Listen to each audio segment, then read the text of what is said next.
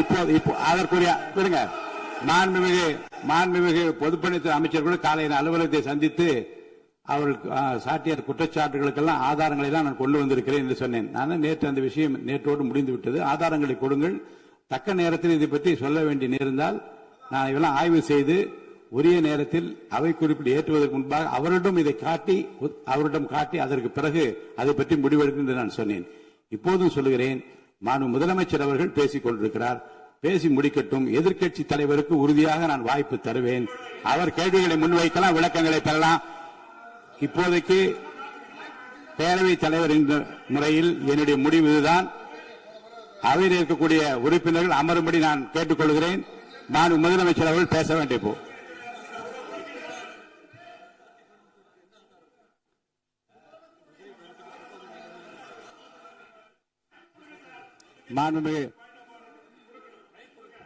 மாண்புமிகு இருங்க.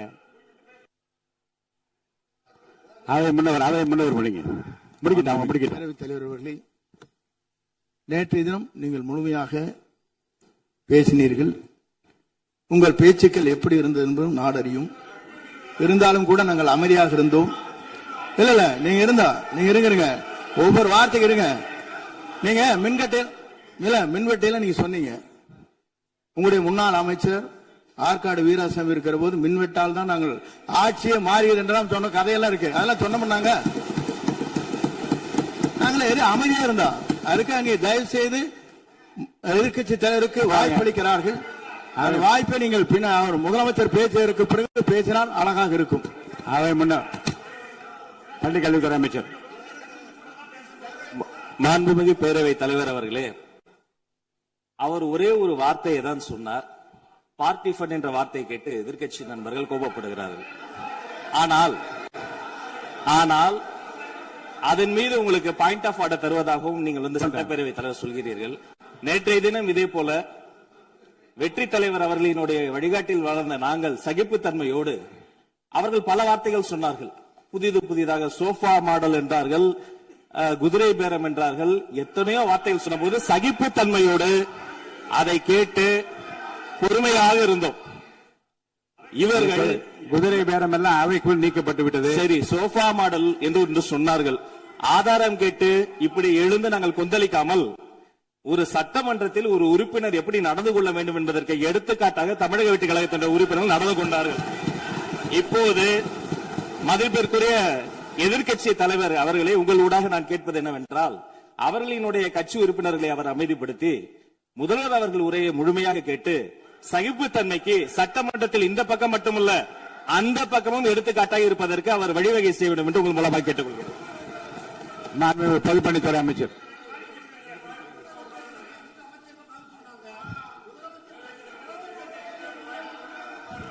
மாண்புமிகு பேரவைத் தலைவர் அவர்களே, திராவிட முன்னேற்ற கழகம் முதல் நாளில் இந்த சபையுடைய மரபையும் பாரம்பரியத்தை பற்றியும் நமக்கு வகுப்பெடுத்தார்கள். அந்த மரபுப்படி எங்களுடைய தலைவருடைய வழியில் இந்த சட்டசபையுடைய நிகழ்வுகளில் நாங்கள் கலந்து கொண்டிருக்கிறோம். நேற்றைய எதிர்க்கட்சி தலைவர் பேசும்பொழுது எவ்வளவோ வார்த்தைகள் உண்மைக்கு புறம்பாக சட்டத்திற்கு எதிராக ஒரே நிமிஷம் பேசுறேன். சட்டத்திற்காக பேசும் பொழுது நாங்கள் அமைதியாக இருந்தோம். ஒரு 2-3 முறை தான் வந்து அவரு பேசும்போது மினிஸ்டர்கள் நின்னாங்க. ஆனா இன்னைக்கு மாண்புமிகு முதலமைச்சருடைய முதல் உரை கடந்த 4 நாட்களாக திராவிட முன்னேற்ற கழகம் முதலமைச்சர் ஏன் பேசலன்னு சொல்லிட்டே இருந்தாங்க. இன்னைக்கு பேச ஆரம்பிச்ச உடனே அவர் சொன்ன வார்த்தை பார்ட்டி ஃபண்ட் சொன்னார். எந்த பார்ட்டின்னு சொல்ல. ஆனா அந்த வார்த்தைகள் சொல்லி முடிஞ்ச உடனே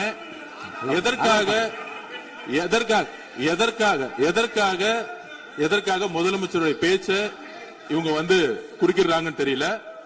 நீங்கள் சொன்னது மாதிரி முதலமைச்சர் பேச வேண்டும். பேசிய பின்பு கருத்துகளுக்கு பதிலளிக்க அவர்கள் பதிலளிக்க நாங்களும் பதிலளிக்க தயாராக இருக்கிறது பதிவு பண்றோம். மாண்புமிகு முதலமைச்சர் அவர்கள்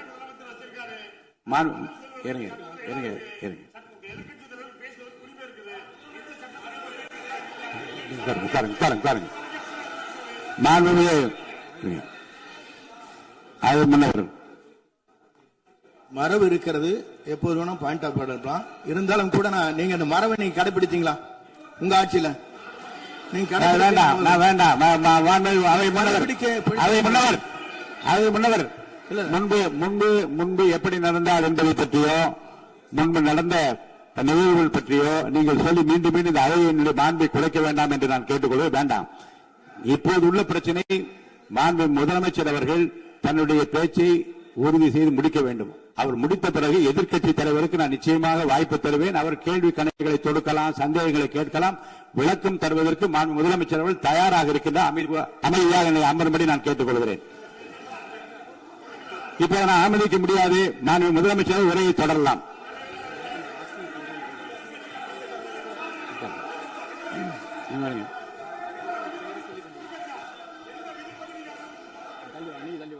மாண்புமிகு உறுப்பினர் ஆஸ்தின் உங்க இடத்துல போய் உட்காருங்க.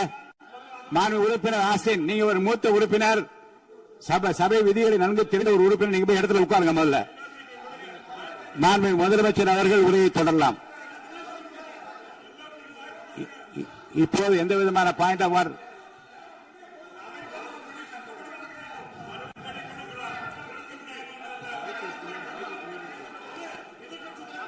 நான் வாய்ப்பு இல்லை என்று சொன்னால் நீ எழுந்து நிற்பதிலே நியாயம் இருக்கிறது.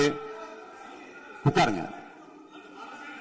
வாய்ப்பு உறுதியாக எதிர்க்கட்சி தலைவருக்கு பாயிண்ட் ஆஃப் ஆர்டர் மட்டுமல்ல, உட்கார்ந்து அவர் பேசிய பேச்சுக்களை என்னென்ன இருங்க என்ன என்ன என்ன என்ன என்ன உங்களுக்கு சந்தேகம் இருக்கிறதோ, வினாக்கள் இருக்கிறதோ அதை நீங்க கேட்கலாம்.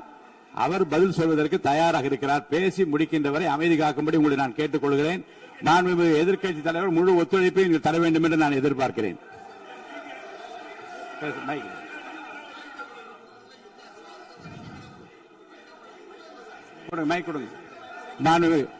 மாண்புமிகு எதிர்க்கட்சி தலைவர் பேரவைத் தலைவர், நீங்க உட்காருங்க. நேற்று நான் பேசும்போது சில அமைச்சர்கள் குறுக்கிட்டு பேசினாங்க, அதற்கு நீங்க அனுமதி கொடுத்தீங்க. அதே மாதிரி இன்னைக்கு முதலமைச்சர் பேசும்போது சில வார்த்தைகள், தவறான வார்த்தைகள் பேசுறாரு. அவர் பார்ட்டி ஃபண்ட் அப்படின்னு சொல்லியிருக்கிறாரு. அவர் அமைச்சர் அந்த பார்ட்டி ஃபண்ட் எந்த பார்ட்டின்னு கூட சொல்ல தைரியம் இருந்தா சொல்லுங்க, நாங்க அதெல்லாம் பேஸ் பண்ண தயாரா இருக்கோம். எதையும் ஆதாரத்தோடு எதையும் பேசுங்க. நீங்க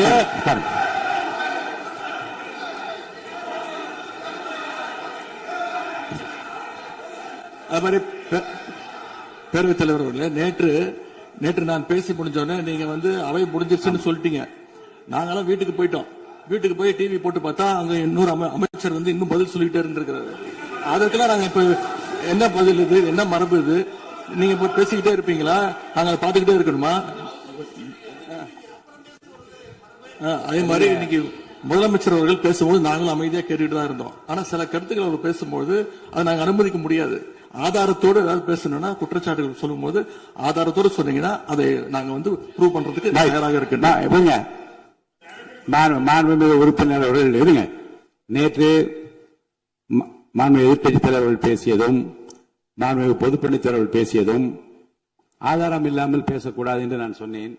ஆய்வு செய்து நீக்கப்பட வேண்டியது நீக்கும் என்று சொன்னேன். இப்போது மாண்புமிகு முதல்வர் அவர்கள் பேசி முடிக்கட்டும். நீங்கள் கூறிய கருத்துப்படி அதில் ஆதாரங்கள் இல்லாத குறிப்பாக இருந்தால் அது நீக்குவதற்குரிய உரிமை எனக்கு இருக்கிறது. ஆய்வு செய்து நான் நடவடிக்கை எடுப்பேன். இப்போது மாண்புமிகு முதலமைச்சர் அவர்கள் பேசலாம்.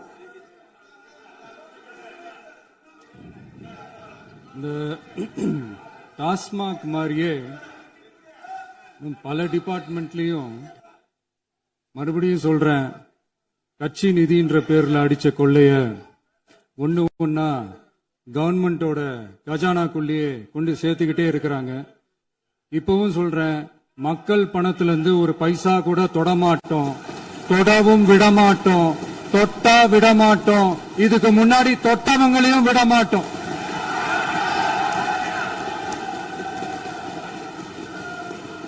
ஒவ்வொரு ஊழலா வெளியில வரும் போலே,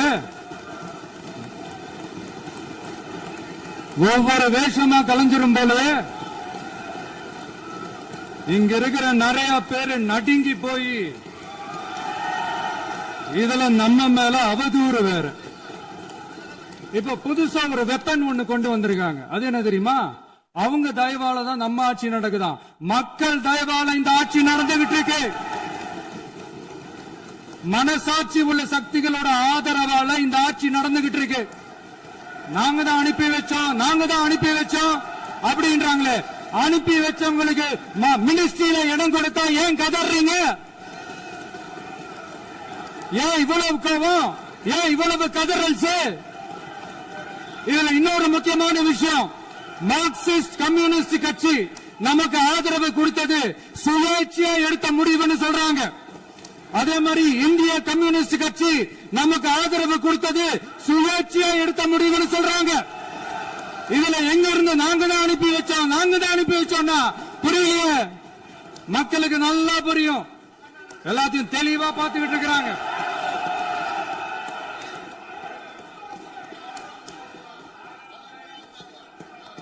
முதலமைச்சர் கண்டினியூ பண்ணலாம். மாண்பு முதலமைச்சர்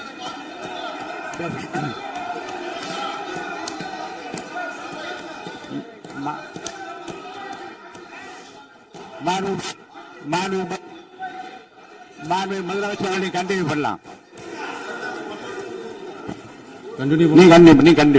நீ கண்டினியூ பண்ணலாம்.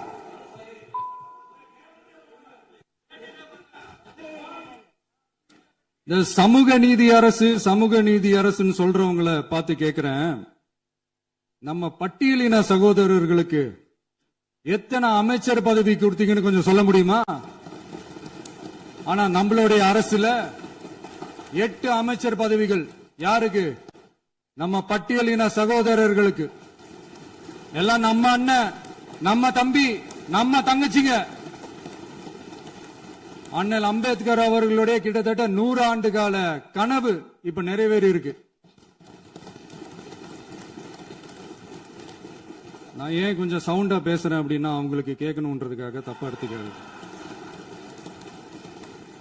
அதே மாதிரி பெண்களோட பாதுகாவலர் நாங்க தான் அப்படின்னு சொல்லிக்கிறவங்களை கேட்கிறேன், எத்தனை பெண்களுக்கு அமைச்சர் பதவியில இடம் கொடுத்தீங்க கொஞ்சம் சொல்ல முடியுமா? எங்க அரசுல 4 சகோதரிகளுக்கு அமைச்சர் பதவி கொடுத்திருக்கிறோம்.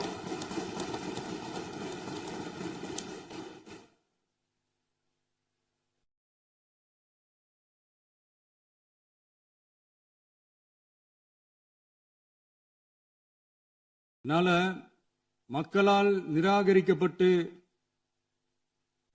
மக்களால் அகற்றப்பட்டவங்களுக்கு ஒண்ணு சொல்லிக்கிறோம், தப்பே செய்ய மாட்டோம், ஊழலே செய்ய மாட்டோம், நேர்மையா தான் இருப்போம், நியாயமா தான் இருப்போம் அப்படின்னு சொல்றவங்களால மட்டும்தான் கூட்டணி ஆட்சி அமைக்க முன்வரும். ஆட்சியிலையும் பங்கு, அதிகாரத்திலையும் பங்கு கொடுக்க முன்வரும். ஊழல்லையே ஊறி போனவங்களால இந்த கூட்டணி ஆட்சியோ ஆட்சியிலையும் பங்கு அதிகாரத்திலையும் பங்கு கொடுக்க முன்வராது. மெஜாரிட்டி இருந்தாலும் தரமாட்டாங்க, மெஜாரிட்டி இல்லனாலும் தரமாட்டாங்க. கேட்டா ரெடிமேடா ஒரு பதில் ஒண்ணு வச்சிருப்பாங்க, கூட்டணி ஆட்சியை மக்கள் விரும்ப மாட்டாங்கன்னு. அதே மக்கள் தான் இப்ப அவங்கள பார்த்து சிரிக்கிறாங்க. நான் பதவி ஏத்த அன்னைக்கு கொஞ்சம் டைம் அவகாசம் கேட்டேன். எதுக்கு கேட்டேன்? நிதி நிலைமைலாம் கொஞ்சம் மோசமா இருக்குது, அதெல்லாம் கொஞ்சம் சரி செஞ்சுக்கிட்டு படிப்படியா கொஞ்சம் கொஞ்சமா நான் கொடுத்த வாக்குறுதிகள்லாம் செயல்படுத்துவேன், அதுக்காக கொஞ்சம் டைம் அவகாசம் கேட்டேன். நான் ஏதோ வேற எதுக்காகவோ வேற யாருக்காகவோ ஏதோ அவகாசம் கேட்ட மாதிரி. அடுத்து இங்க சபையில இல்லாதவங்களை பத்தி பேச வேண்டாம்னு நினைக்கிறேன்.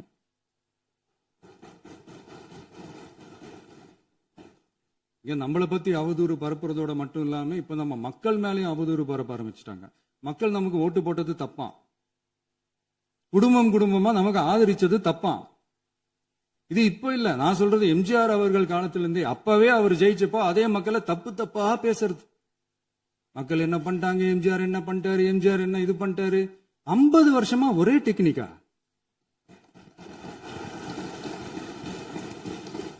டெக்னாலஜி எல்லாம் மாறி வேற எங்கேயோ போயிட்டு இருக்கு. பஸ்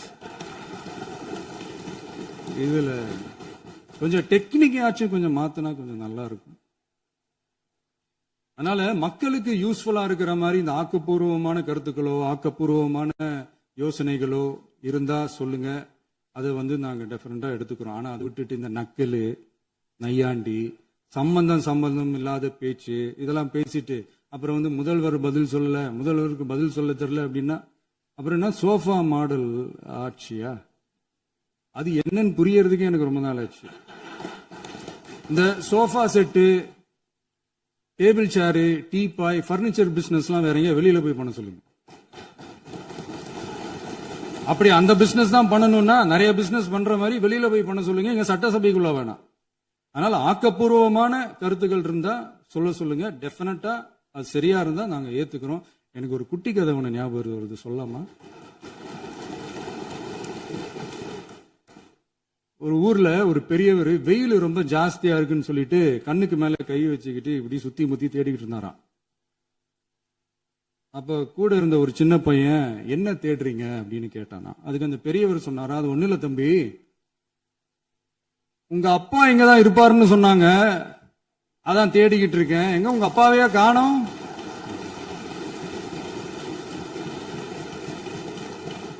இல்ல, அந்த எங்களுக்கும் நக்கலா நையாண்டியா சம்பந்தம் இல்லாத குட்டி கதை இதெல்லாம் எங்களுக்கும் பேச தெரியும்.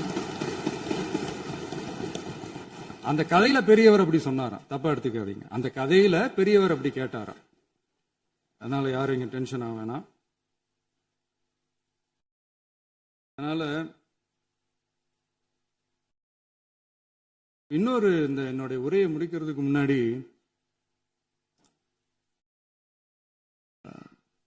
போயிட்டாங்க, பேசலாமா? உங்க கருத்துக்களை நீங்க முழுமையாக மன நிறைவோடு பேசலாம். டிவில சரி. அதான் 5 நிமிஷம் பேசுனதுக்கே கொலத்தூரி இந்த ஆட்டம் ஆயிடுச்சு. பேசுனா அப்புறம் என்ன பண்றது? கடைசியா நான் இந்த உரையை முடிக்கிறதுக்கு முன்னாடி ஒரு முக்கியமான ஒரு விஷயம் பத்தி சொல்லணும். ஆளுநர் உரை அன்னைக்கு இந்த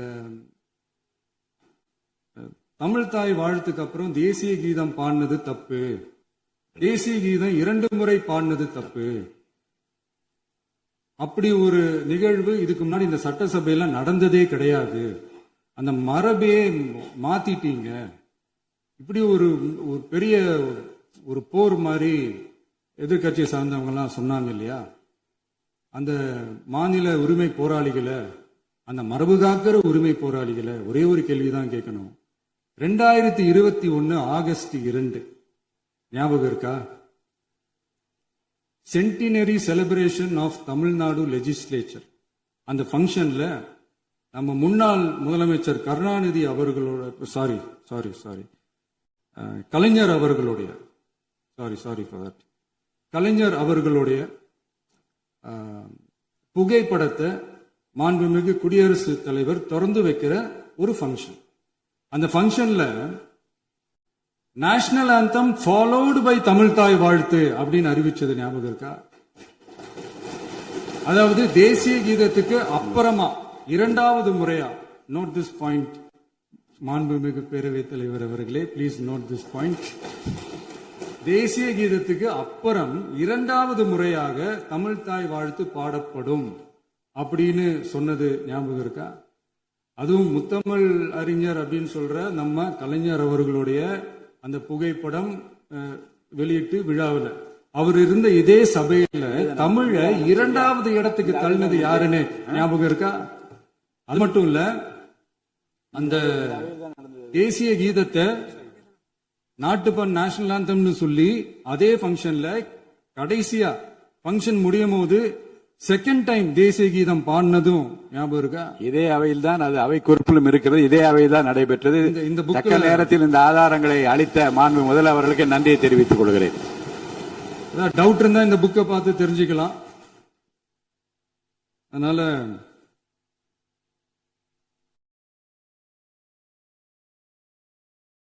கேட்டா என்ன சொல்லுவாங்கன்னா, அது ஜனாதிபதி கலந்துகிட்ட பங்கன், அதெல்லாம் அப்படிதான், அதெல்லாம் கண்டுக்க கூடாது அப்படின்னு சொல்லுவாங்க.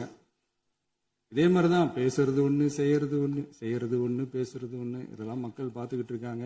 எலெக்ஷனுக்கு முன்னாடி தான் அப்படி செஞ்சுக்கிட்டு இருந்தாங்க, இப்ப எலெக்ஷனுக்கு அப்புறம் அதே தான் செய்யறாங்க.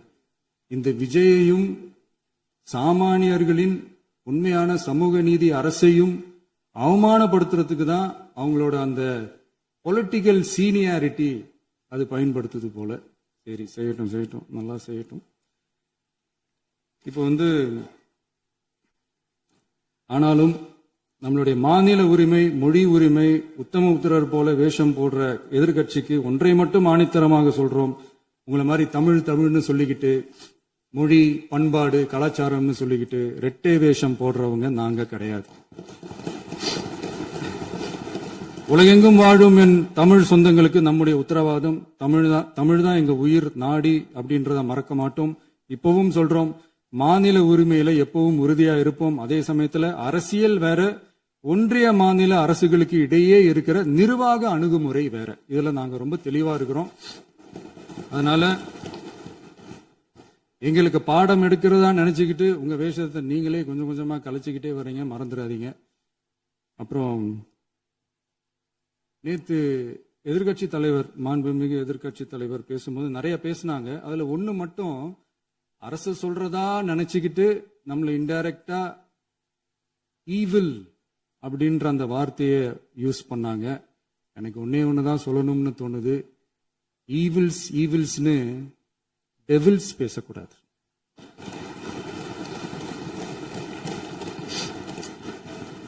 அவங்க இருந்திருந்தா ஒரு ஆக்ஷன் பண்ணணும்னு எனக்கு தோணுச்சு.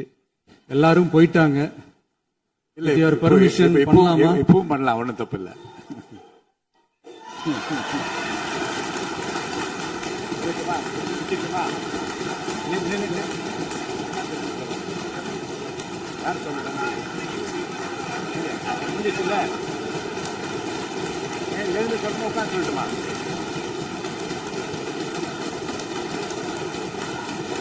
எதிர்கட்சியை சேர்ந்த எதிர்கட்சி தலைவர் உள்ளிட்ட மாண்புமிகு உறுப்பினர்களுக்கும் வணக்கமும் நன்றியும்.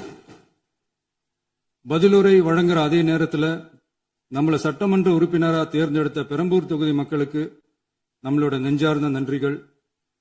அதே மாதிரி ராஜினாமா பண்ணிட்டாலும் நம்மளை தேர்ந்தெடுத்த திருச்சி கிழக்கு மக்களுக்கும் இந்த மன்றத்தில் நம்மளோட நன்றியை பதிவு